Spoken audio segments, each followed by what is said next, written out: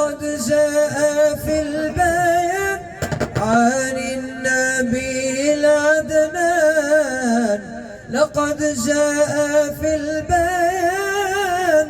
عن النبي العدنان أن مدخل الجنان لا إله إلا الله، لا إله إلا الله، لا إله إلا الله، محمد رسول الله عليه سلام الله. لقد جاء في السنة عن النبي ذي المنة أن مدخل الجنة لا إله إلا